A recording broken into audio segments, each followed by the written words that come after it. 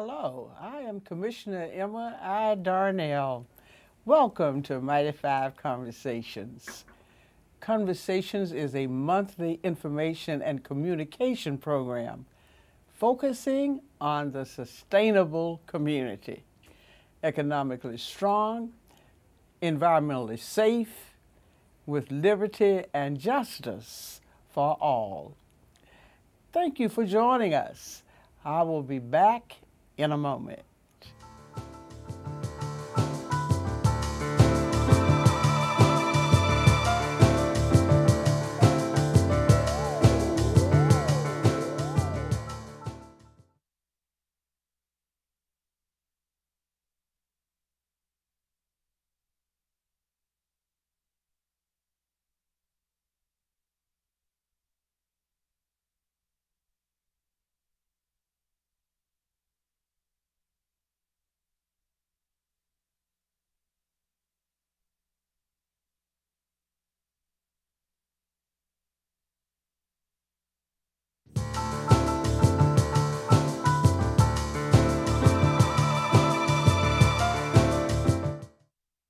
Most of the time, we are quite pleased to be informed that Fulton County has been ranked #1 in an important service area. However, recently, we were notified about a #1 ranking Fulton public health officials and environmental planners are not so proud of. #1 in environmental justice hotspots.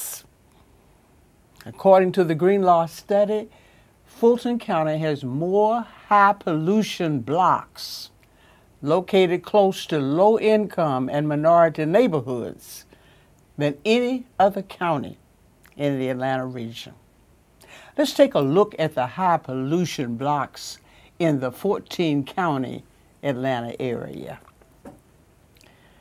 The shaded blocks have at least 9 or more pollution points, such as sewage treatment plants, combined sewer overflows, and hazardous waste sites.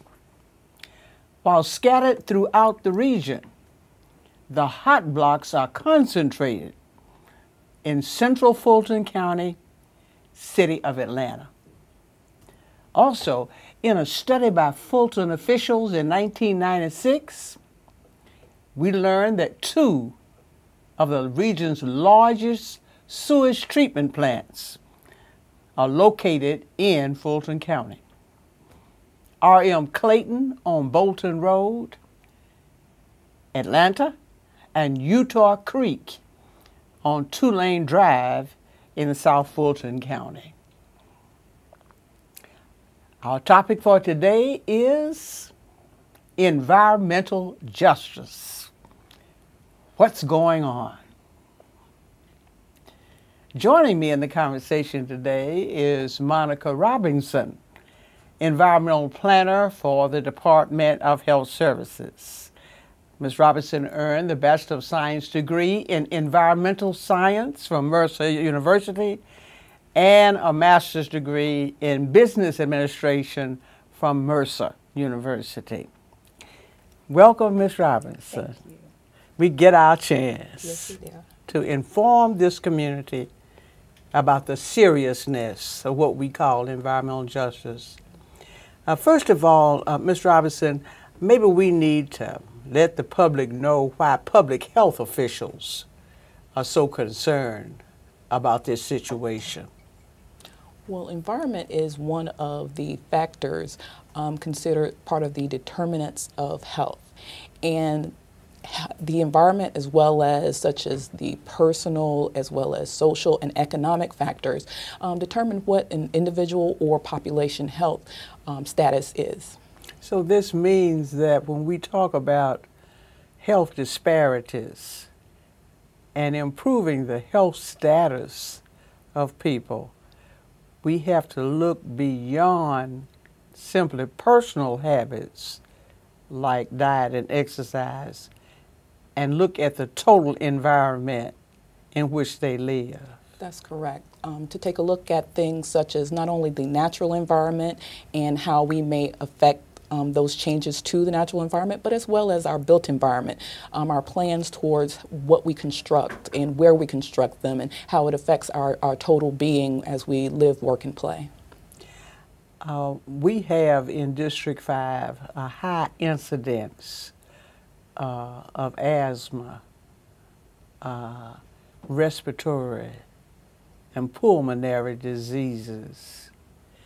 Are public health officials concerned that these seem to be the same neighborhoods that have a high concentration of these hot spots like sewage treatment plants? Yes, because some of the facilities that were noted in the hot spots were also permitted facilities as it relates to air releases or air emissions. So they're permitted facilities. So there are things when they're released or affect the air quality can aggravate those that have asthma. Yes, so we are very concerned.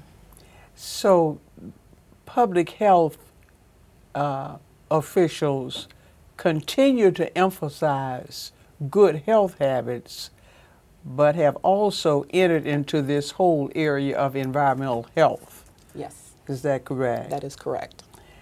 When we were planning for the redevelopment of the Fulton Industrial Corridor, the health department and your office in particular was involved in the development of that plan. What were some of the kinds of approaches that your office used in working with our economic development personnel in developing that plan? Yes, our department conducted what's called a health impact assessment. It's a formal method of adding to a particular plan or policy and determining what are the key health impacts that will affect the project and offering recommendations as how to improve upon positive impacts as well as mitigating any negative ones. And in that particular project with the Fulton Industrial Boulevard Revitalization Project, we worked with the community to determine what their concerns were and also allowed them to have input as far as what their situation were as it relates to their health and what they considered most important. And then that information was utilized into determining within the revitalization framework what were key components that a health impact or health information could add to the project. When we talk about health impacts, what are we speaking of? We're talking about things, policies, or elements that will affect human health or individually and population-wise. What are those key things that will change the way our health as it relates to, it could be such things as cardiovascular health, it could be things such as diabetes, different chronic diseases. It could also be things such as our physical environment, such as our safety. So with that particular project, there were certain things that the community really felt most important that we focused on. And how does this whole discussion about environmental hotspots fit into that approach? With the environmental hotspots, not just with, just as we think about it traditionally, health, but with everything that we do and plan and make decisions for, health is involved because there's always a health ramification behind things, whether it's positive or negative. So regarding the hotspots, the environment in which the community lives, it's affecting their health. And so with that approach in engaging the community and getting them to understand and be aware what the health issues are, then the community can be a part of making the changes necessary to address those issues. You've used the word community several times in connection with this particular problem that we have not only in Fulton County but in urban areas and urban counties throughout the nation. Let's talk about that. The participation of your office with community groups has been sort of a major strategy, hasn't it? Yes, it has.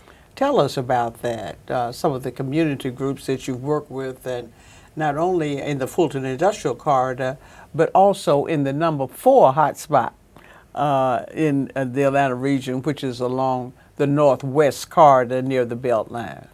Yes, we've worked with several communities as it relates to providing, first of all, awareness about environmental justice, because the key component of environmental justice is knowing the community as well as providing the community with information or having meaningful involvement. That's really important, isn't it? Yes, it is. Very important. It's very important to disseminate the information, isn't it? Yes, access to information is key to environmental justice, because without the access to the information, the community does not have what it needs in order to be empowered to affect the decisions that affect their communities. We want to go into that a little further, Ms. Robinson, when we come back. We're going to take a break right now, and we want to talk about the community's role as well as other government roles.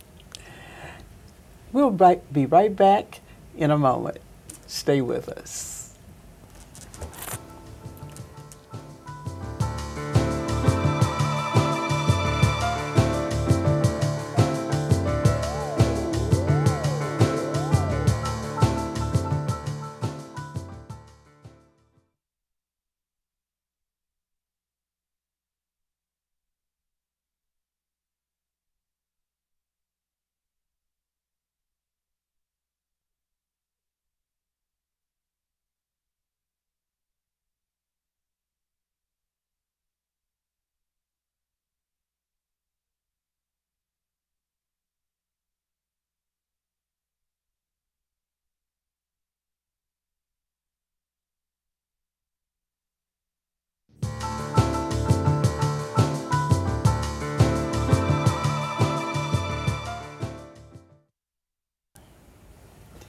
Ms. Robinson, we were talking about the extremely important role that information and information to the community have in dealing with this problem of environmental injustice. Tell us more about that, your work with community groups.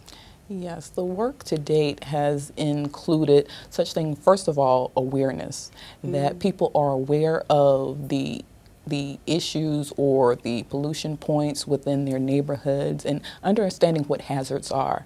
And then also the fact that there's a health implication from being exposed to hazards, environmental hazards. Yes. And then furthermore, the work with the community has been to be a resource to communities, to provide public health input, whether it be to their community planning, or some communities have contacted and said, realize there's something wrong, but not knowing who to contact, putting them in contact with the right jurisdiction, the right offices, also going out and also providing somewhat of an assessment of some issues and doing walkthrough of neighborhoods and identifying areas where there were hazards. I think you've done a lot of that in Vine City and the English Avenue area. Yes. Yes. Yes. Excuse me, go right ahead. And also providing input to various projects as it relates to other health impact assessments, also different policies and as such, and making communities aware of things that are coming down the line that would affect their health as it relates to the environment. And I think in some communities you have found citizens already organized into health committees. Yes. Knowing that the health factor was so important to community revitalization. You also indicated in your recent report to the Board of Commissioners that you are working with coalitions, other groups in the community, both business as well as public and private agencies that have an interest in this particular area. Tell us a little something about that.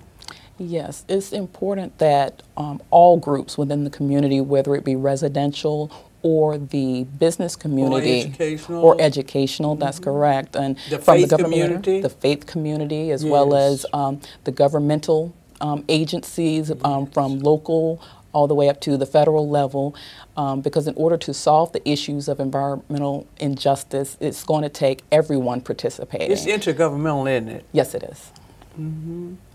The Board of Commissioners recently adopted a resolution indicating that we would support the state EPD, Environmental Protection Agency, and we supported the federal Environmental Protection Agency in their work to enforce existing laws as they relate to this particular problem, and also to work with them to ensure that we can reduce and mitigate these hotspots throughout our particular area. I wanted to ask you a little bit more about that in terms of what we do here in Fulton County to prevent the development of more hotspots. One thing that we did see a bright line in the Green Law Report, yeah, when they pointed out that Fulton County was the only county in the region that had an environmental justice policy and program, and had one since 1996. But I'd like for you to comment a little bit on what you do in your office to help the board monitor our land use policies so that we don't create more of these hotspots. Because most of these hotspots were created long before many of us in the city or in the county ever came into office. Tell us about that process. Yes, as a part of the zoning process, we receive the applicant's information as it relates to the type of facility where it's going to be located. And my office reports or provides comments as it relates to public health, whether there is a certain regulation governed by the health department or whether there is an issue as it relates to health impacts, and offering recommendations as far as changes that possibly could be implemented. So our involvement is on the preliminary end to provide some public health input and guidance into the process.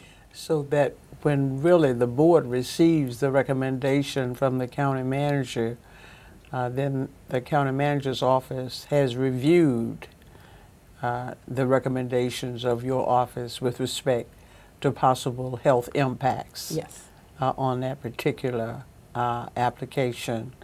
It is my understanding from the literature that has been developed by the U.S. Department of Environment Protection that it is extremely important that we monitor the land use policy and program, and also that we have this community participation in decision making. What do they mean by that? They mention that so often, that the community must participate in the decision making on land use, how we zone, and where we place these sewage treatment plants and CSOs. What does that mean in a practical way? Providing for them to provide input in a meaningful way means that they are notified, they are made aware of what's being proposed in their neighborhood, and then giving them opportunity to provide feedback, whether it's going to affect them, whether they know of other things that may, that the proposed facility or proposed project will compound what's already there. So what it is a mechanism to address their need to participate in the project and to voice their opinions and their concerns. So in other words, the approach of making decisions about land use and then notifying the community after the decision has been made is not the approach that is recommended by environmental planners like yourself who are concerned about environmental justice. That is correct. That is correct, because it's so important that on the front end where the issues can be brought to the forefront and then decisions can be made as how to mitigate, because oftentimes when it's done on the latter end we come across issues that could have been resolved on the preliminary or the planning side of things. Prevention, once again. Prevention and intervention, yes. Well, that's a well-known public health technique, prevention, yes. And we know that it works here just as well. I'd like for you to comment, Ms. Robinson, on the extensive work that you've done with business organizations who have asked you to come in and talk about this problem. I know in both South Fulton you've worked very closely with those organizations in that area to mitigate and reduce the considerable number of hot spots that we have in that area. Yes, I've worked with business communities as it relates to also making them aware of the importance of They didn't environmental know. justice. Yes. And also providing and being a resource for them for any questions that they may have. And also even providing opportunities such as opportunities to improve their business practices, offering recommendations of how to do that. It's particularly with the Fulton Industrial Revitalization Project and the key concerns of the community, providing and being available to provide recommendations of how they would not be an added source or adding to the issues that already exist. So more so being a resource as well to the business community. So not only is it necessary for the county to provide information to community groups who may not be aware, you use that word awareness, of the critical nature of this problem, but also to other groups, such as business groups, who may not be aware of the seriousness of this matter. With respect to our next steps, Ms. Robinson, as I said earlier, we were feeling pretty good about our leadership in the area of environmental justice until we saw the Green Law report. Yes. And of course, that Green Law report lets us know that we must constantly review and evaluate what we're doing in this area, because we are speaking of the life and death of people. We want to avoid a situation where we put all of the pollution points, all of the pollution hotspots in low income and minority areas. So as we move forward with our governmental partners, with our business partners and the community, what are some of the next steps that we can do here in Fulton County as you look ahead? Next steps would include evaluating our existing practices and seeing where we can make positive steps. And also in the intergovernmental relationships, building those and strengthening those and coming together and seeing where we can address particular issues in the various communities and bringing together resources and expertise to address those issues. So once again, it comes down to coalitions, doesn't it? Yes, it is. Fulton County cannot do this work by itself. City of Atlanta can't do it by itself. We all have to work together. Yes, we do. And thank you so very much, Ms. Robinson, for being with us today. And we look forward to working with the county manager, the Department of Health Services in the future to do even better than we have done in the past. Thank you so much. Thank you, Commissioner. I'll be back in a moment with closing thoughts.